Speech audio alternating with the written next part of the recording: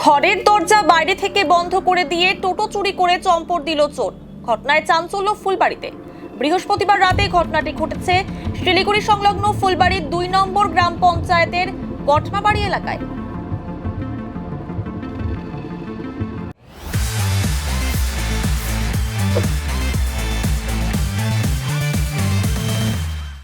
ফুলবাড়ি গটমাবাড়ি এলাকার বাসিন্দা পেশায় টোটো চালক ক্ষীরাকান্ত রায় সারাদিন টোটো চালিয়ে গতকাল রাতে টোটো চার্জে বসিয়ে ঘুমিয়ে পড়েন। রাত প্রায় ২:৩০ নাগাদ বৃষ্টির সময় টোটোটিকে প্লাস্টিক দিয়ে ঢাকা দেওয়ার জন্য ঘর থেকে বের হবেন এমন সময় দেখেন ঘরের দরজা খুলছে না। তখনই ঘরের ভেতর থেকে চিৎকার শুরু করেন বাড়ির সকলেই।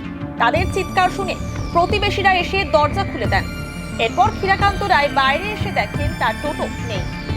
রাতের অন্ধকারে বেশ কিছু জায়গায় খোঁজাখুঁজি করেও কোনো খোঁজ না পাওয়ায় এনজিপি থানায় লিখিত অভিযোগ দায়ের করেন টোটোর মালিক ক্ষীরাকান্ত রায়। গোটা ঘটনার তদন্ত শুরু করেছে পুলিশ। চুরি হয়েছে কখন?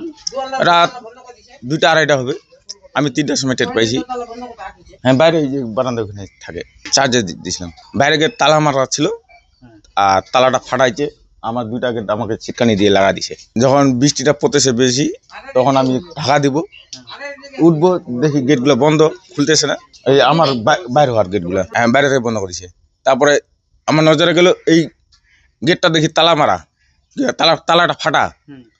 এমনি টোটো দেখেছি নাই, চিল্লা করলাম। তারপরে আমি চিল্লা করলাম, ভাইগুলো আমার দৌড়ে আসলো, বলে ব্যাপার কি, এরকম আমাকে টোটো নাই, আমাকে বন্ধ করে রাখছে।